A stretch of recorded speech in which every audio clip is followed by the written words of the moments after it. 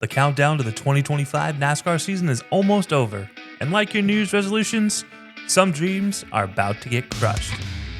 Welcome to the Belly Up Sports NASCAR Super Show, where we're serving up more drama than your ex's Instagram stories. Last season left us with burnt rubber and broken dreams, but this year, we've got young guns hunting down veterans like they're the last cold beer in a hot day.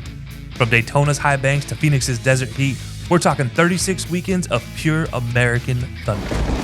Will Logano defend his crown? Can't Bell make up for his disappointing loss in the playoffs? And can Dillon stay out of hot water with NASCAR and get into victory lane? Grab your favorite beverage, silence those responsibility alarms, and join us for the Belly Up Sports NASCAR Super Show, where turning left never felt so right. Here's your host, Vince Stover. Welcome into the Belly Up Sports NASCAR Super Show. We are mid-February, so everybody knows what that means. Put aside the chocolates and the roses. It's time to go racing, and we are going to get you all ready for the 2025 NASCAR season right here on Belly Up Sports. And to help me do that, I'm Vince Stover, by the way, your host today. And to help me talk about the season this wonderful evening is a couple guys from the Belly Up Sports NASCAR coverage. We'll start off with Chris Prince, the head of the NASCAR coverage for Belly Up Sports. Hey, Chris, how you doing, man? I'm good, Vince. How are you, bud? Oh, living the dream. And then jumping in with us as well as the one and only Kaleb McChesney, also from Belly Up Sports. Hey, Kaleb, how are you? You hear that, Chris? One and only over here. One and only. We have never seen anyone like Kaleb, and we probably never will again. Might be a good thing. He is that unique. Hey, guys, we're so excited to cover the preview for the NASCAR season here. It seems like just a couple of months ago we were wrapping up the season, and now we're getting ready to start another one as well. And today in this program, what we're going to do is we're going to break the show down into three segments. Let's call them stages. Three stages for this program. And so we're going to jump into stage number one. And in stage number one, I want to start off with the clash at Bowman Gray, because the clash looked a little different this year after having it for the last couple of years out in the Coliseum. And I'm intrigued to get your guys' thoughts on how you liked it. Is it better? Was it worse? How did it feel? All those sorts of things. So, Chris, let's start with you, man. Bowman Gray, this year, that was now, 2 weeks ago. What were your thoughts on that? Yeah, I liked it. I was actually sick in bed watching it myself, but I thought it was solid. I loved the atmosphere that Bowman Gray had. It seemed like this small town stock car fans really came out to play. But it was kind of the racing I expected. I didn't really expect the racing to be too terribly different than what we saw. It was kind of bumper cars with the leader being really dominant, not really wanting to give up that lead, whether it was, Denny Hamlin or Chase Elliott for a majority of the race. It just was kind of the same, but I enjoyed it. I think it would be a good idea maybe even to move it around to the smaller tracks like that in the future. Yeah, that's a great perspective on it for sure. Kaleb, your thoughts on Bowman Gray, and what did you like about it or not like about it compared to the Coliseum? Well, at the Coliseum, it was like what Bowman Gray was, but worse. A lot of the contact was just like your carnival bumper cars. You didn't get that at Bowman Gray. I think the racing was a lot better. I really enjoyed the heat races, the intensity of it all. I just felt like it was a more complete NASCAR-esque package as opposed to the Coliseum, which kind of just felt like a marketing event for NASCAR, which is pretty much what the Clash was always supposed to be. But I felt like Bowman Gray had a better grip on things for sure. I wouldn't be so fast about moving it around yet. I'd like to see Bowman Gray get another go at it next year, and a lot of the drivers feel the same way. Before we just start saying, oh, hey, let's put it here, let's put it there. I'd rather just keep it in one place so long as it works and then pivot when we need to. So I thought it was a big success. A lot of the drivers felt like it was a big success. And I look forward to seeing it hopefully again in the future and staying at the Clash at Bowman Gray. I just felt like it was more NASCAR, and that was a good thing. Yeah, I don't follow it as closely as you two do. But for me watching it, it felt like a true NASCAR experience versus the Coliseum felt like a spectacle, more so to say. And so I thought it was really neat just to see the atmosphere. It just seemed historic. It just seemed like it fit the NASCAR fan base and things like that. Chris, you talked about the, possibly moving it to other locations. And I like that idea. I think if you can keep it to more historical tracks and things of that nature, I think that just fits. Listen, I watch a lot of sports, and so there are leagues that do a great job at general promotion, and there are leagues that say, hey, this is our niche, let's just stick with it. And I felt like Bowman Gray fit the niche better, and there are tracks like that could do the same. So when you talk about moving it around, that's what you're talking about, right? It's keeping it more in the historic tracks. Yeah, definitely more of those small town historic to NASCAR, maybe like the Hickory Motor Speedway, some of those smaller like late model stocks where NASCAR's been before, because I think it could just, benefit not only the sport, but it benefits that track as well, because NASCAR can go in there and modernize it to an extent, make it safer, and even it helps attract more, fans in the long run to them. So I like it. Like Kaleb said, though, I liked it at Bowman Gray, so I'm not against keeping it there. But if we're going to do it again, I would definitely like to see it stay at those tracks that have that history with the sport. Yeah, and Kaleb, I know you said keep it there for another year or two. Is that kind of your same idea as when it does move again? Because eventually it will. Keeping it on those hickories. I've heard Pensacola come up a few times, things like that. Yeah, I don't have any interest in like bringing the Coliseum back by any means. I think that ran its course. It was cool to see the first time, and then it just progressively got worse. I'd like to see Bowman Gray get a chance, and if it's so good the next year and the year after that, I'd consider just keeping it there. Because this is the ugly side of it all. NASCAR is a business at the end of the day. What's going to make them money is ultimately going to be the best move for them. And how much money do they want to put into different tracks around, the Bowman Gray area, like you said, Hickory or anything else of that line? Is it going to be worth? Is the band going to be worth their buck? And I think that's a debate that you're going to have to have. And I wouldn't be so quick to move it off of. I'll move it off of Bowman Gray and just, having this idea of moving it everywhere every couple of years. Because if Bowman Gray works, don't break something. Don't fix something that isn't broken. Right. Keep with the method. And I know that NASCAR kind of has a history of fixing things that aren't broken and then not fixing things that are broken. But I think that we should have a patient approach with Bowman Gray for sure. And if the racing eventually teeters off like it did at the Coliseum after year one, yeah, I'd be open to moving it around and trying to find different places for it. But it's just not something that I would be like looking at right now. Like it shouldn't be anything more than a contingency plan because the first time there was so successful. Yeah, definitely. Did the racing scratch the itch for you guys? Because I felt like at the Coliseum, I watched it some and I was like, it's just not doing it for me. But I felt like at Bowman Gray, especially maybe not in the main, but in the heats leading up to it, I really felt like it was scratching the itch for me in the racing. Chris, what did you think about that? Yeah, definitely. I think Junior said it best where he was like, if you liked one or like you can't like the first part of the race and not the second. I can't remember the exact, but he kind of touched on that kind of factor where like the heat races were better than the main. That's kind of a product of that small track. But yeah, I loved it. I loved the atmosphere again. It screamed NASCAR to me, and I've been missing that NASCAR racing for a while. So definitely. Kaleb, for you, did it scratch the itch? Oh, for sure. Nothing made me more entertained than seeing Kyle Busch ride on Justin Haley's bumper for a whole lap and a half and then getting all angry on the radio. I'm like, yes, this was the Kyle Busch edge we've been waiting for the last 2 years. But no, for sure, it definitely did. Even in the parts of the main race that were a little bit slower, it still felt like a NASCAR race. And it had that intensity. It wasn't as intense as the heat races, but the heat races brought it, and they were what they were.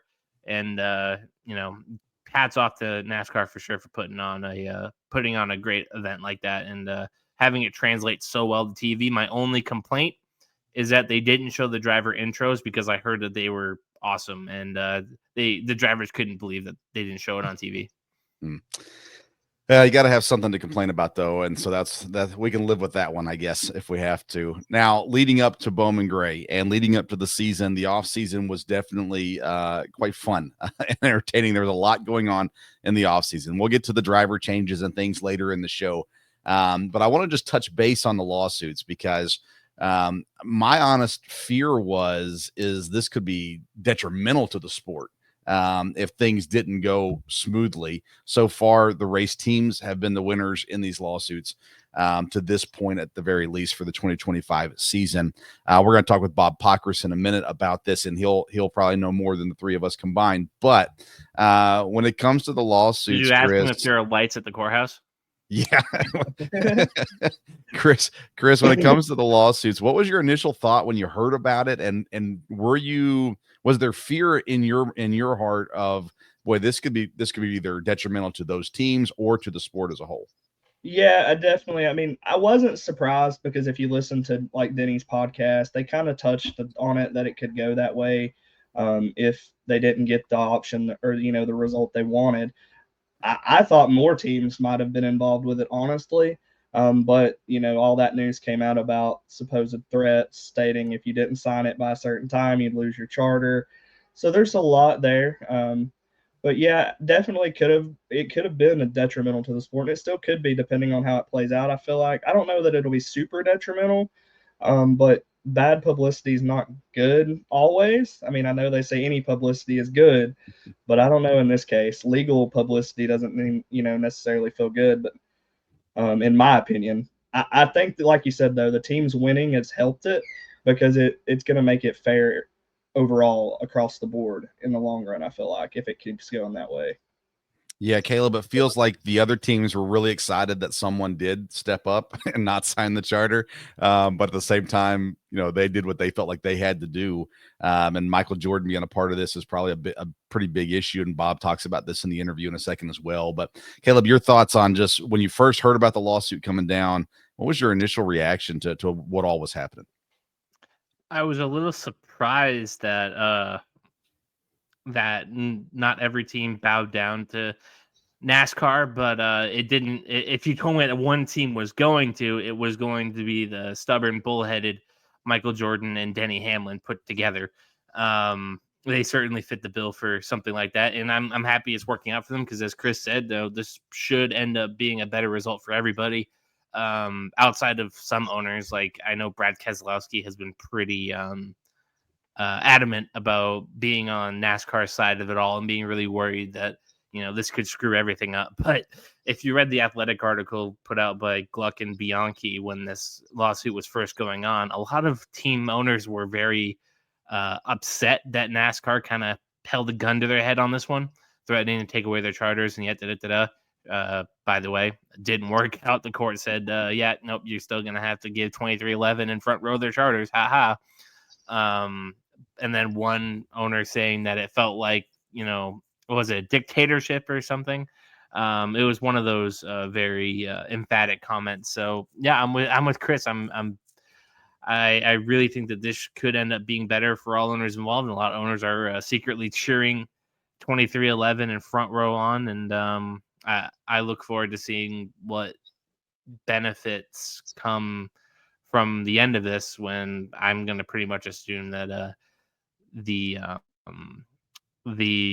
verdict of all of this is going to be that NASCAR needs to cut these teams a better deal, and they'll be forced to make their sport better.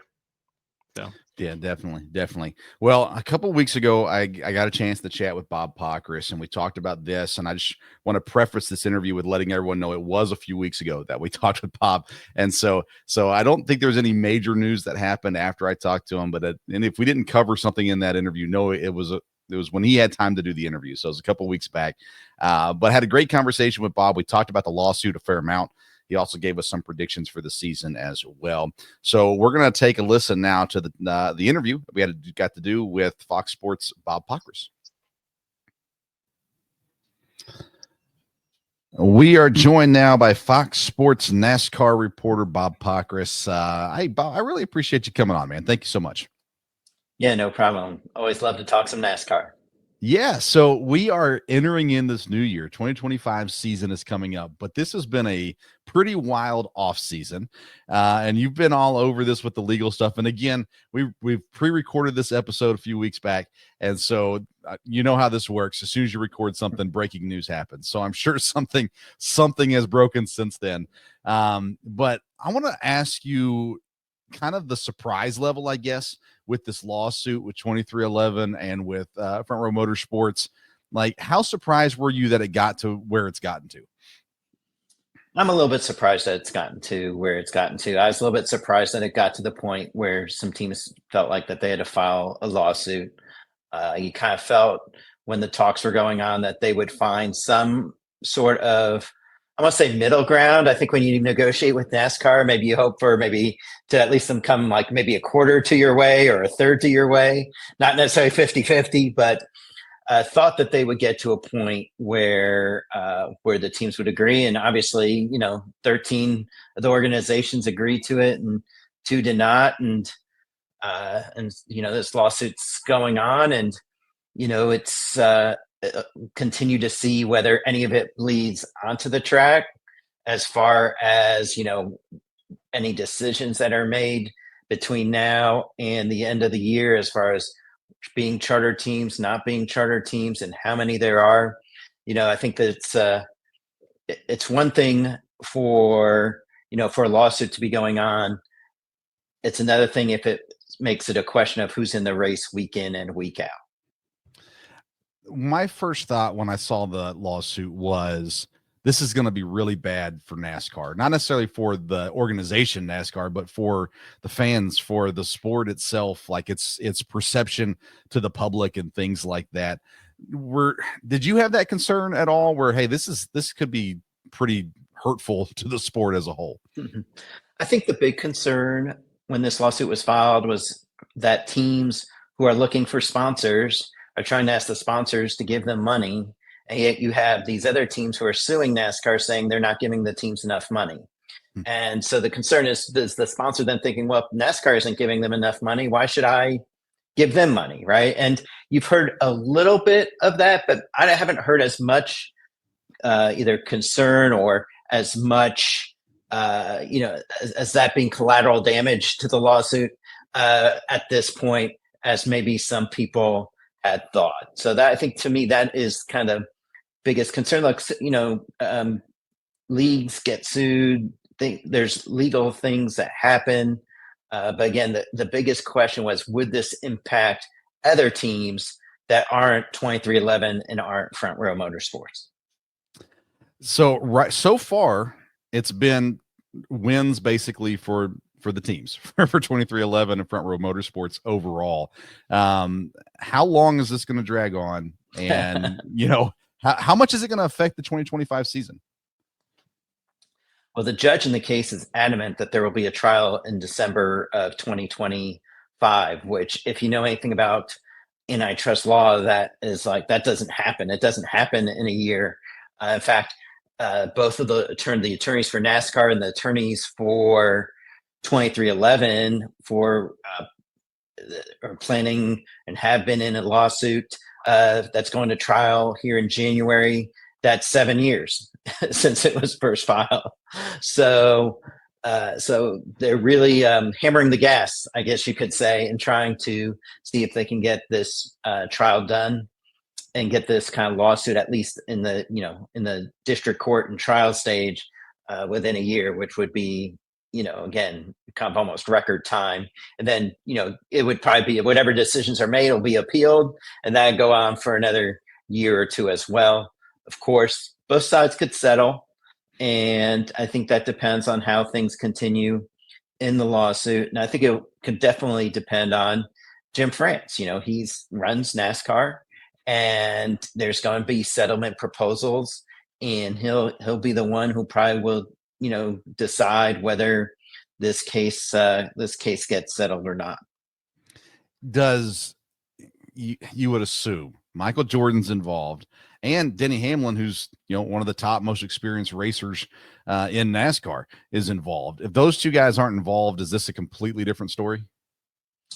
It certainly isn't as big a story when it comes to like media focus of it, right? I think you read these things when Michael Jordan's team is suing NASCAR. You barely see that Denny Hamlin owns the team at all. Yeah. At some of these things, but it certainly gives the lawsuit a little bit more notoriety, a little bit more following from publications that follow the business of sports, or that ones that follow legal issues.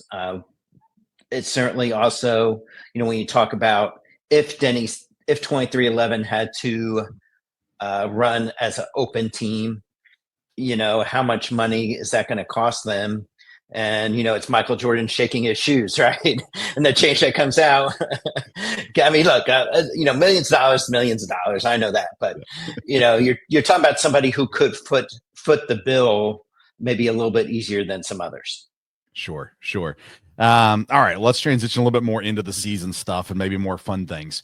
What's the storyline you're looking forward to the most that has nothing to do with legalities and lawsuits? What's the storyline you're looking to the most in the 2025 season?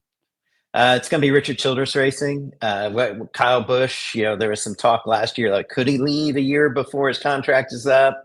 And he wouldn't rule out going back to Joe Gibbs, but this year is kind of his contract year. He has that same group together. They didn't change crew chiefs. Look, he was inches away from making the playoffs a couple of times last year. Could definitely had totally different season than kind of what he had. So that they're close. The question is, do they get off to a strong start? Do they get him to a point where he wants to stay there?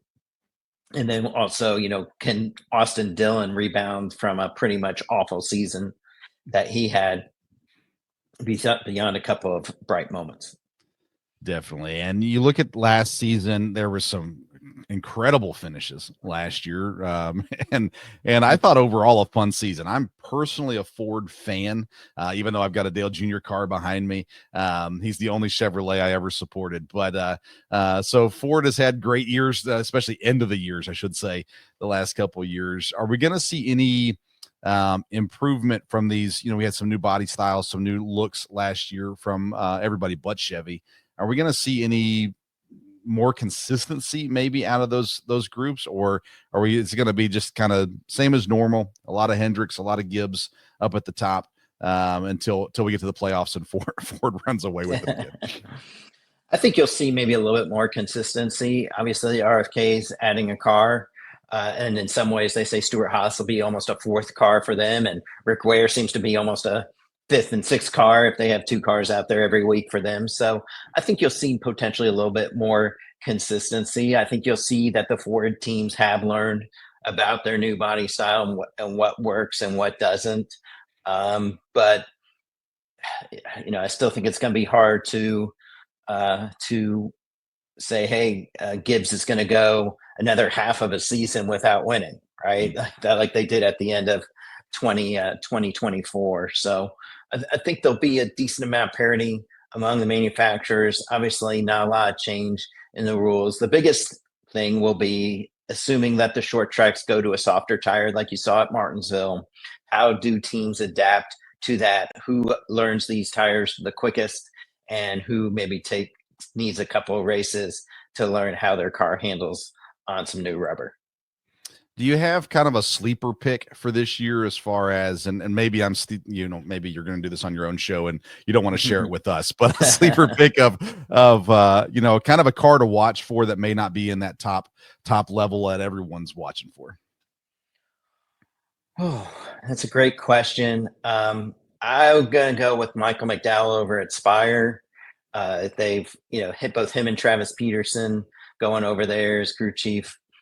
I think they're going to be strong over there. Yes, they'll have to get used to the Chevrolet, but they did not get a lot of support from Ford at all once they told them they were going to Spire last year, and they still ran relatively well. So I'll be interested to see how well they run as the kind of new group at Spire, and it's kind of Spire Motorsports as a whole, right? Justin Haley now being paired with Rodney Childers, I think will be a very interesting group to watch next or in 2025. Yeah. What's your favorite non-traditional? When I say non-traditional, you can't say Daytona, you can't say Bristol, can't say Charlotte, those kinds of things. What's your favorite track to go to and see a race live at that's on the schedule for this year? Well, right now, Kansas, right? Kansas is providing the best finishes around. I would not have said Kansas 4 or 5 years ago, but right now I would say it's Kansas. Okay, very good, very good. Do you have an early year prediction? Like, you talked about McDowell maybe as a sleeper, but I mean Larson. It seems like Larson, Hamlin, even though they struggled towards the end of the year. But what's your thoughts on is Ford gonna get it again this year?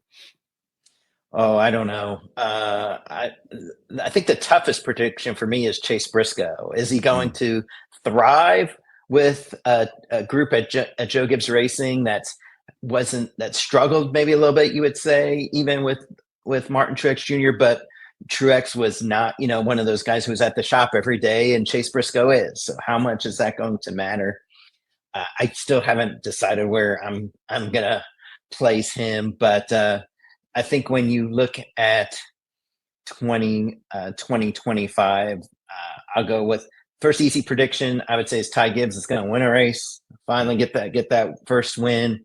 And then when you look at drivers who are going to have multiple wins, I'd say Kyle Larson probably have the most wins.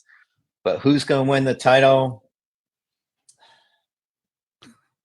I hear every time I doubt Joey Logano, he comes back and wins, but it's an odd year. So I'll say right now, I'll say William Byron.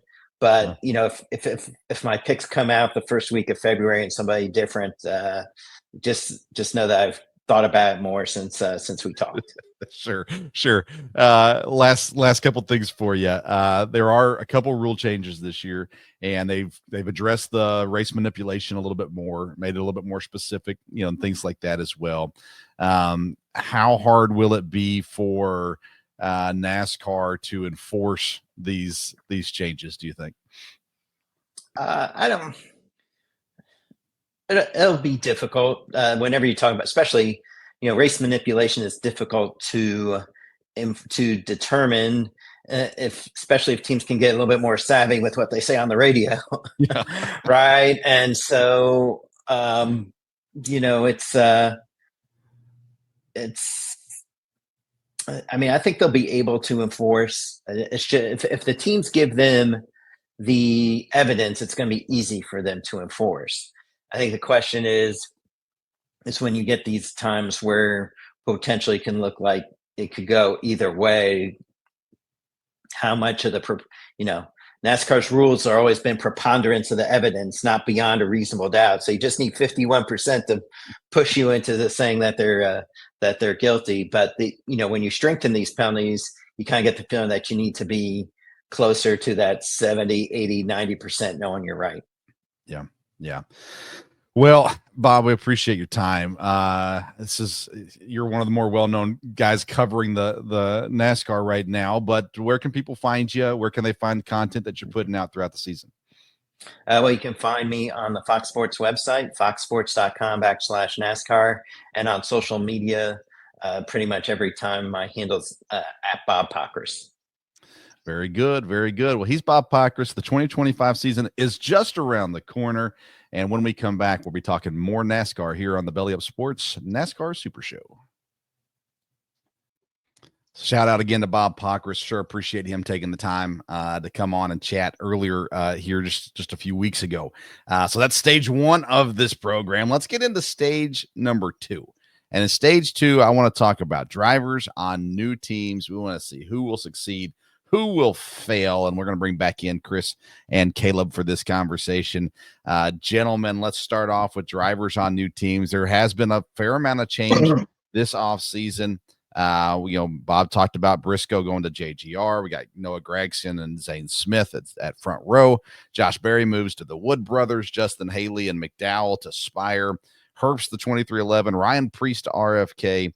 And Cole Custer in the Cup Series again as well with the Haas factory team. So Chris, let's start with you. Drivers on a new team that you think will be the most successful coming into this year. Yeah, I think the easy choice, really, if you want to look at it, it's going to be the 19 of Briscoe. In my opinion, I think Briscoe's always really showed talent. I just don't feel like maybe Stewart Haas was the best team around him. Excuse me. So I definitely think that's probably the easy choice, but I honestly like both of the front row choices. I like Gragson especially. I was a big fan of his when he was at Junior Motorsports. I think he just has the ability to win in a car. I think the big thing is which we touched on a little bit, is this lawsuit that his team owner and team is involved in. Is that going to hinder that team a lot, or can they keep moving up like I feel like they have? So I think that would be my two picks, maybe Briscoe, Gragson, as the most successful for this year. Kaleb, when you look at these changes and the teams that have added racers, made some adjustments to their teams, who do you think is going to look the most successful coming in or throughout this season, 2025? Well, like Chris said, Briscoe is the easy answer, but I forced myself to try and dig something else and find some other names to bring up. So I'll bring up Justin Haley in the 7. Obviously was pretty surprising in that 51 car at Rick Ware at points. I'm pretty sure he had a couple of top 10s, littered throughout the season, top 15s. Obviously, he went to the 7 swap rides with Corey LaJoie, who, thank God, is not in the Cup Series anymore. He ended up, and then he went to the 7, brought in Rodney Childers, a top 5 crew chief in the series right now. So that pairing is going to be pretty good. That I look forward to seeing that. I think Josh Berry and the Wood brothers could be a good fit for a couple of different reasons. Number one being that they're a Penske development team, which has its pros and cons. The pros is you have Penske research and Penske power. The bad news is you are the development team. The 21 team hasn't had like a top end, pit crew in a very long time. They haven't been the main staple team. But we saw Ryan Blaney and Matt DiBenedetto take that car to the playoffs every now and again. Harrison Burton took them to the playoffs again in a race that I predicted. Gonna pat myself on the back for that once again. So I think I'm really high on Josh Berry. Had some success at Junior Motorsports, had some success filling in for Chase Elliott and Alex Bowman in 2023. Got his own full-time ride in 2024. Had some moments in that 4 car. I believe he finished like P2 at New Hampshire in that wild, wet ride. So I think the 21 car could be quietly impressive as well. And like Chris said, I like the front row team between Gragson, Zane Smith getting another shot at it. And obviously Todd Gilliland, I think, is due for a huge first step. But as far as new guys and new faces and new places, I like Barry and I like Haley. Well, believe it or not, Kaleb, I was going to give you some flowers for that Wood Brothers call last year. You were all over that one as we led into that final race. You were all taking over my victory lap. Yeah, you have a couple more days to take that victory lap. Once the 500 hits, you have to let it go at that I got to point. make a call before the show's over. That's right. Are there any of these guys that you guys think are destined to fail with these changes? I look at Ryan Preece being the 3rd car over at RFK. There's a lot of people, especially fringe fans, that would be like, well, that doesn't make any sense. It seems like true fans are much more positive on it than the fringe fans are. But any of these guys that you think are going to be destined to fail this season with a new team? I think Bob kind of projected them going the other way. Michael McDowell, that could be one that shocks, because I just feel like maybe that adjustment to Chevrolet is going to be bigger than some may expect. I don't know that it's going to be too crazy of a disappointment, but I'm not really big on Riley Herbst in that 2311 car either. I feel like there was better prospects you could have put in that car. But if it's a stopgap, so be it. Again, if you want an easy choice, I'm going with the Haas factory team. I don't expect them to be good either. Chris is all about the easy answers tonight. Love Kaleb. the easy answers. Yeah. Seriously, just taking layups. I don't know if I could call it like a destined to fail, because is it really failing if Cole Custer ends up like P25 in points? Yeah. Like, that's just the expectation for him. That's the bar. He wasn't very good the first go around in the Cup Series. Obviously, he has the Xfinity Series championship, or 2. I can't remember. Is it 1 or 2? I think it's just 1. I don't think it's just 1. He didn't win. Yeah, he didn't win last year. Allgaier won last year. Yeah, you're right. So did he win 23? Yeah. 23. Yeah. Okay. So he has he just feels like a pretty good Xfinity Series driver. Like, if he just ran that forever, like Allgaier has, he'd shape out to have a pretty decent career. But this Cup Series move, It's a nepo hire for sure. I mean, is it his dad that works in that works for that team, works with Haas very closely. Yeah, I don't see them going like to the playoffs or anything. I'd be shocked if they won a race. Which I guess you could say the same about, Harrison Burton last year. I wasn't certainly. But yeah, I think Cole Custer he's just going to be a guy. Well, drivers aren't the only people who switched around some things this year. We also had some crew chief changes. Chris, of the crew chief changes, what are you excited about specifically with any of these crew chiefs that have switched teams?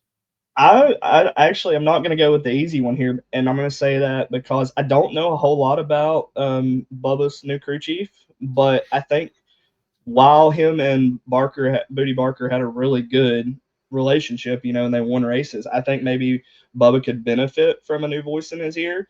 I think the big thing there is just going to see how their chemistry builds up because, again, I don't know enough about him. If I did want to go with an easy pick, I think you could go Childers to the 7. That's just a big jump, in my opinion, for Haley to get a crew chief like that, and now to have supposedly the Spire equipment take the jump that it's supposed to this year under him after what Carson Hocevar showed us it should. But I definitely I'm interested to see what Bubba can do with a new crew chief for sure. Kaleb, when you look at it positively, what do you think, which crew chief or chiefs do you think will positively impact their new team? I don't know. I'm not outside of the Childers and Haley thing. I don't feel super great about any of them. I think a fresh voice in the 54's ear could work out greatly, but that works retroactively because the guy that they replaced is Denny Hamlin's new crew chief. And if you ask any Ty Gibbs fan, they seem to put all the blame on what's his name, Chris Gale. Yeah, Chris Gale. Yeah. They seem to put the blame on Gibbs not winning any races on squarely at his feet, and now he's going to deal with Denny Hamlin. Now, I thought Denny Hamlin's car is pretty good at the Clash, so maybe Ty Gibbs just wasn't that great his first 2 years. But yeah, I don't feel super strong about any of the moves besides Childers to Haley because Childers obviously well known for his acumen on top of that box there, but I don't feel super strongly about any of them. Yeah, so Chris Gabehart, of course, Denny Hamlin's crew chief the last several years. He is now the JGR competition director. So Chris Gale moves from the 54 to the 11. Tyler Allen steps in now for the 54. We talked about Rodney Childers going to the 7. And then Bubba gets a guy from the Truck Series, successful guy from the Truck Series. Charles, I think it's Denicky is how you say that, and I could be incorrect on that. And then John Hunter Nemechek gets a new guy with Travis Mack. Oh, yeah, that'll be the game breaker for him. Yeah. when was that too sarcastic? I'm sorry. No, I love it. With the change at the 11, because we talked slightly there about Chris Gale coming into the 11, but what does the loss of Chris Gabehart mean? Because it seems like Denny was a little surprised by that move. Yeah, I think that one, I was actually going to kind of touch on that being my negative move as well. And not so much maybe because of Chris Gale and like Denny, but I think that relationship that Denny and Gabehart had was really solid. It was, they kind of could read each other's minds. So I definitely don't know that I feel too good about that move. But again, his car was good at the Clash, like Kaleb said. So we'll see. But yeah, that move kind of surprised me a little bit. But with them not cresting and getting that elusive championship for Denny, I kind of saw it coming as well. Joe Gibbs isn't used. He's not going to just let people hang around if the results aren't progressively going up, it feels like. Kaleb, your thoughts on Gabehart moving to the competition director position? I really hope it was Gabehart's decision and it wasn't Joe Gibbs forcing a move that didn't really need to make. Again, Denny Hamlin won 3 races last year. And I get, he didn't win after the spring Bristol race, which was retroactively taken away because some moron at Toyota Racing and Development decided to, tear apart the engine before NASCAR had cleared it. But Denny still won 3 times, and like I previously said, it wasn't after, he didn't win after the Bristol race. But You know, we don't see William Byron getting a new crew chief for not winning after St. Patrick's Day. Like, I really hope that this was Gabe Hart wanting a new scene and not just forcing a move that didn't need to happen. Because as Chris said, Gabe Hart and Hamlin had a really good relationship. They were winning races. They were a playoff threat. They made the championship for, what was the most recent time they made a championship for? I don't know. But they're they're a very successful tandem. And I don't see why they would change that unless, you know, Gabe Hart just didn't want to do it anymore. But I would think that if that was the case, Denny Hamlin wouldn't be so blindsided about it. So I don't know. Well, we're going to get into our predictions in just a minute, but before we get there, kind of want to touch on a question I asked Bob for you guys as well with the schedule. The schedule seems pretty straightforward this year. I feel like nothing super, earth shattering or anything like that. But what is a race that you guys are the most excited about? Daytona 500 is an easy one because it's the next one. But maybe outside of the Daytona 500, what are you really looking forward to this year that you think is, man, I think it's going to be a really, really fun and exciting race. Chris? Yeah, well, selfishly, Kaleb will probably touch on this too. I'm looking forward to the Bristol night race because we've got plans to attend that one in September. But one maybe I'm not looking to attend. I always am a big fan of the Southern 500. That racing at Darlington is always good in my opinion, but I think I'm interested, even though it is a street course, to see, well, I guess it's not a street course, but another road course, to see Mexico City, because I always love to see our sport go somewhere that they haven't with the Cup Series. So those would probably be my three, but definitely that Bristol night race. I'm excited to get back to the track. Yeah. Kaleb, what about you? Yeah, Bristol night race for sure. Looking forward to going there with Chris and some of my friends. Looking forward to New Hampshire being back in the playoffs. That's kind of cool. Won't be, probably won't have a giant sunburn like I did in 23. Looking forward to the Coke 600 as always. That's one of my favorite races. I'd love to go to that at one point. But Vince, I don't want to say I have a bone to pick, but I really there's something that I disagree with when you said that the schedule is pretty straightforward. I don't know if you've looked at that round of 8, but Vegas, Talladega, Martinsville. Talladega in the round of 8. That feels like, what are we doing here? Feels a little silly. Like Kyle Larson better win at Vegas or else he's boned. I don't know why they would put Talladega in the round of 8. Like, if you're gonna replace Homestead, which nobody really wanted, but I'm fingers crossed that's because they're gonna make renovations to get that back to the championship, because Phoenix championship kind of sucks. But yeah, of all things, Talladega in the round of 8. It's so silly and unserious, and that better to be just for 1 year, because even for just 1 year, that's kind of a crime. Chris, your thoughts on Dega being there in the round of 8? Kaleb answered while they're doing it, I think, and he knows that it's entertainment. That's all that is. That's a viewership move there. They know it's going to be carnage and chaos and all the news headlines. In the round of 8, like, I get it having it in the playoffs, and that's like the buildup, but you can't just get that over with in like the round of 16, put it after Watkins Glen, get all the stupidness away. So we have kind of a respectable final round before the championship for. Like, why are we throwing a super speedway in the round of 8? Like I said, it screws over guys like Kyle Larson. Yeah. I'm interested. It's going to be a wrench. I hope they can dodge wrenches like in the old dodgeball movie. You know what I'm saying? Because they're getting thrown one with that one for sure. But it's entertainment. That's what these playoffs are for, and that's what NASCAR wants. So that's what we get. Yeah, and I think that's the first playoff race on NBC. All the other ones are on the USA Network leading up to it as well.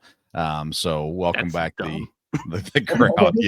Yeah, I've got plenty of thoughts on that, but I'll save that for another time. All right, that's stage number 2. It's time to head into stage number 3. And to start off stage number 3, we're going to welcome in Kelsey from Belly Up Bets to give us some bets for the upcoming NASCAR race as well as the NASCAR season. What's up, everybody? It's Kelsey from the High Low Sports Podcast. On behalf of Belly Up Bets today, I'm going to talk a little bit of NASCAR futures as we look towards the 2025 season. I'm going to skip over Daytona. I don't want to do any single races, guys, but I do want to talk about some of these over-unders for the season for win totals and the champion of the season. So obviously, let's get right into it. Let's start with some over-unders. There are some fun ones this year. Chris Bell, number 1 on the list.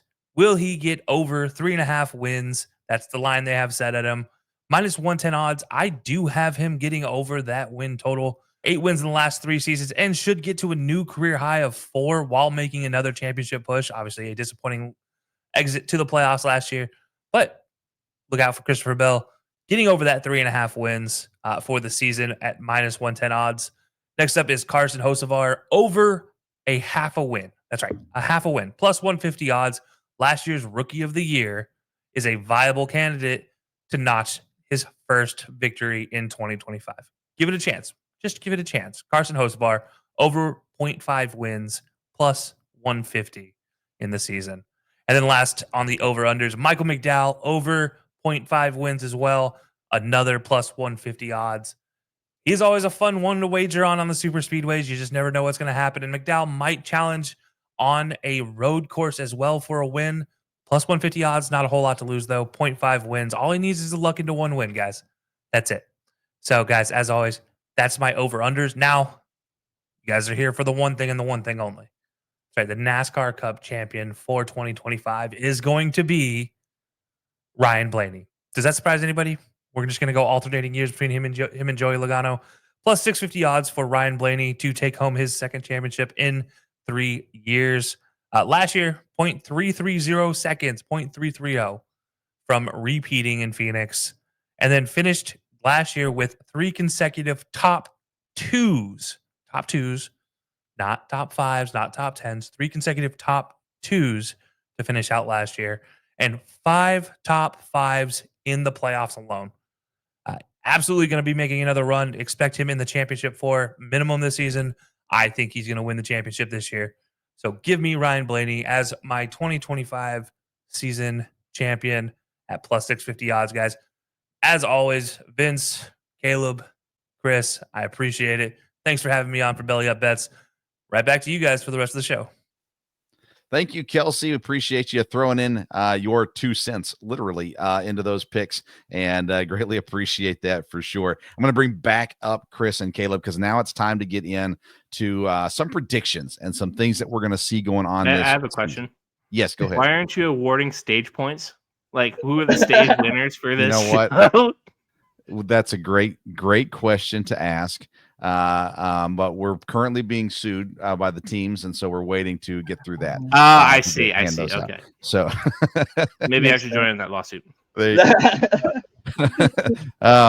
Let's get into some predictions for the season.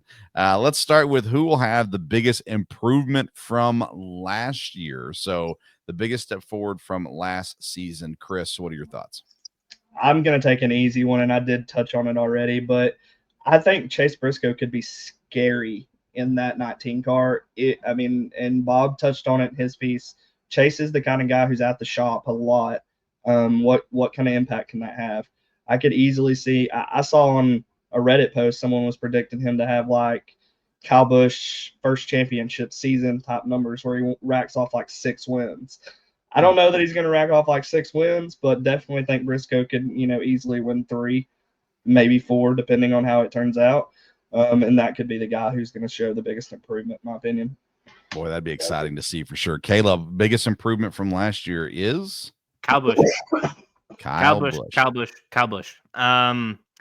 They were pretty close to coming away with a couple of races there at the end at Darlington, at Daytona. I want to say he had a pretty good run at one of the races in the playoffs, one of the early ones.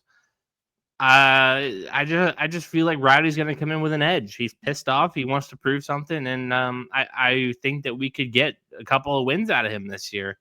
I don't know if it'll be the 3 that he got in 2023, where he racked them off super early.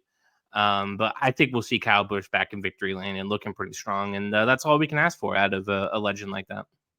Yeah, I agree with you, Kaleb, because I think, Richard Childress was on with Dale Jr. recently, and it just feels like they're going to put, you would think they were anyhow, but everything they can into that car to make sure. Yeah, because the other car doesn't mean anything. Right. Right. All right. So that's their not without biggest. wrecking up 2 other cars anyway. That's right. The biggest improvement from last year. Now let's look at the biggest disappointment. The people that are going to take a step backwards. Kaleb, let's start with you this time. Biggest step backwards this year. Biggest disappointment. Oh God, you're gonna sound like such a hater. I'm a little worried about Bubba Wallace. I don't know if there's a driver with more pressure on them to do well than Bubba Wallace. Just one win with 2311 in that 23 car. Obviously, he has the one where he was filling in for Kurt after the concussion. But I haven't been super impressed with Bubba the last 2 years. He hasn't really competed for wins like that in a long, long time. And Denny Hamlin on Accidents Detrimental, when talking about Riley Herbst, they want to see consistent growth out of all their cars. Tyler Reddick, Championship 4. Bubba Wallace, what's the furthest he's made it in the playoffs since joining 2311? Probably not past the round of 16, maybe the round of 12. I'm really worried. I'm concerned, and if I'm going to throw my hat in the ring on a bold take, Bubba Wallace misses the playoffs again. So, and you add that pressure not only for the lack of success, but now you add in the lawsuit to it too. Like there's just a lot on that. I like that pick. Like Tyler Reddick is so successful Yeah. that it kind of like steers the camera away from Bubba Wallace's struggles. And maybe that's why Booty Barker is moving upstairs or getting a new job or whatever the hell he's doing. And maybe that fresh voice helps out Bubba, but I'm like, oh God, like they're pulling out all the stops to get this car going. And Yeah. I think the time is ticking. All right, Chris, your biggest disappointment for 2025 is? Denny Hamlin. I touched on it in a recent article that I put up on Belly Up Sports. I just think there's too much going on around that driver and team. Crew chief change. He lost FedEx, a longtime partner, at the end of last season. Also was reported Mavis Tire, who was a main sponsor for the last couple of seasons for him, is leaving and not coming back. Distractions are real in the sport of NASCAR. He hasn't went winless since 2018. I don't know that he goes necessarily winless like I predicted initially, but definitely don't think he's going to win 3 wins. I think he might squeeze one off, and it's going to be at a short track like a Martinsville or something if he does even that. Okay. All right. Well, let's get into playoff surprises, and maybe we just hit on this a little bit, but give me a surprise make and a surprise miss from the playoffs. Kaleb, let's start with you again. Surprise make and a surprise miss for the playoffs. Well, I said Bell Walks is going winless, and that's what I wrote down as a miss. So I should probably dig in the bank a little more. I think Justin Haley could win a race for sure and make the playoffs. Wouldn't be shocked at that at all. A surprise miss?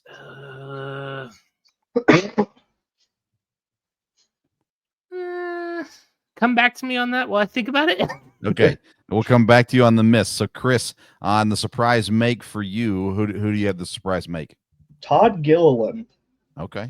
I think he could pull off a drafting race at the very least, or if he doesn't do that, maybe even get a strategy call.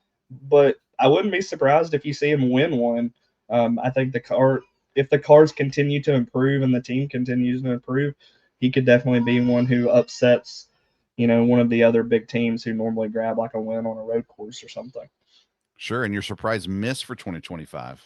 I went back and forth on this one. Obviously, I could have went with Denny, and I may still ride on, that hate train a little longer. But I think something you might want to watch is if other teams pick up their performance early in the year and your defending champ Joey Logano doesn't, and he has an inconsistent start, I think that could bite him, and he could end up missing the playoffs. Okay. All right. Kaleb, you've had some time to think about it now. Your surprise miss? Brad Keselowski. Okay. Interesting. So if I had a surprise make, I was going to say Ryan Preece. I can see that. He's pretty good on those short tracks. Yeah, I think there's a sneaky way that he gets in. I don't see him as a championship contender, of course, but as a surprise playoff make. I don't have a good miss for you at this point. It's so hard because it's so random. Like it's easier to say, oh yeah, that guy could back in the one. That guy could win a race. But when you're cutting down the list, like you're not gonna. You got a lot of guys who you feel really, really good about, and then there's just like this large chunk of guys that you're like, Maybe. Your It might surprise be. miss could come from Hendrick. Maybe one of those 4. No, Don't make it no, in. We're not May- doing that tonight. We're not Maybe doing that tonight. maybe an Alex Bowman. I don't know. No. He should have been the round of 8, but Bozempic. That's right. All right, let's get into the Final Four and championship predictions. Let's start with the Final Four prediction. Chris, we'll come to you first on this one. Who are you predicting makes the Final Four this season, 2025 NASCAR? I'm going obviously with my fanboy pick a little bit here with my first choice, but I've got Chase Elliott, Tyler Reddick, Kyle Larson, and Christopher Bell as my championship 4 this year. So you're saying no Ford in the Final Four. They're finally not make it. I'm gonna say the slow starts come back to bite Ford this year. No Ford makes it. All right, Kaleb, your Final Four prediction. Yeah, I got the 48. No, I got the 45 of Tyler Reddick. I got the 5 of Kyle Larson. I got the 12 of Ryan Blaney. He's a top driver. I can't exclude him. And then the 20 of Christopher Bell. So the only difference between me and Chris, you swap the 9 out, you get the 12 in. But now that I remind myself of that round of 8 disaster class that is, I might just take out Kyle Larson and put in Chase Elliott. Okay. All right. I like it. So I 9, like it. 45, 12, and 20. Very good. All right. So championship predictions now. And so we know we're not going to hear any wild championship predictions because of these Final Four. So Chris, who's your champion this year? Christopher Bell. He breaks through and gets him one. I think his performance he's just impressed me with how his performance has gotten better over the last couple seasons. And even then, when Blaney won his championship, Bell went out with a brake failure and was probably the only car on the track at that point that could have contended with Blaney besides Chastain for the win even. So I think Christopher Bell finally breaks through and gets that first championship. All right. And Kaleb, your championship prediction is? I bet on him last year. NASCAR screwed me with that stupid race manipulation wall ride BS. I'm with Christopher Bell. Just he feels like he's got some magic to him. He's got some real speed. And he's going to get rewarded for the BS he's been put through the last couple of years with a brake failure. And then obviously NASCAR giving him and me through betting on him the bone. So I'll go with Steve Bell. And that's why those rules are so important, because there are people putting money on the line for these things. It's important that they have rules in place that keep that stuff from happening, for sure. All right, gentlemen, the 2025 season is off and rolling. And I sure appreciate your guys' helps with getting ready for the season. But I know that both of you guys have plenty of content coming down the road. Chris, tell everybody where they can find you at social media-wise and where your content is coming out at this year. Yeah, I'm on Twitter, X. I'm on Facebook under everything NASCAR for NASCAR fans. That's where I keep all my NASCAR stuff mainly. But me and my wife also got a podcast we're starting back up this year called The Beard and the Babe Show, where we're gonna touch on some sports, some parenting, a little bit of everything in that. And then of course me and Kaleb actually just started as well with some buddies, another NASCAR show, strictly NASCAR podcast. And I'll let him touch a little more on that. But of course you can always find my power rankings and stuff too over at Belly Up Sports. Yeah, and last year when Chris talked about this on the show about power rankings, they are not as easy as they look. And Chris does a great job with getting those out every week on bellyupsports.com. All right, Kaleb, where can everybody find you at this year in your content? Same spot, same place at Kaleb McChesney on Twitter. bellyupsports.com. I should have the first set of picks for the Daytona 500 coming out. Chris, I assume you're going to help me again with those. And then I'll have my 3 up, 3 down the following day, going with, what drivers moved up and which drivers came down. And obviously on the podcast Chris mentioned, it's called Speed Geeks, a NASCAR podcast. Our pilot is up from a couple weeks ago previewing the Clash. We will record the first real episode after the Daytona 500. It should be out Wednesday or Thursday after the Daytona 500, and we'll just go weekly from there. So yeah, expect the first set of picks coming out Thursday or Friday. Awesome. Well, all season long to follow NASCAR coverage, check out bellyupsports.com, and you can catch all the content, the written content there for Chris and Kaleb on the website there. Guys, I really appreciate you taking time out of your schedules to get us ready for the NASCAR season. I'm looking forward to it. The duels were fun. All that stuff was fun, but now it actually counts for something. And so I'm excited for the Daytona 500. Chris and Kaleb, thank you guys. Appreciate your time tonight. Yeah. All right. Well, everybody, thank you for tuning in to the Belly Up Sports NASCAR Super Show. Again, just keep up to date with bellyupsports.com for all your NASCAR needs, and hope that you enjoy the rest of the season as well. Have a great rest of your NASCAR season.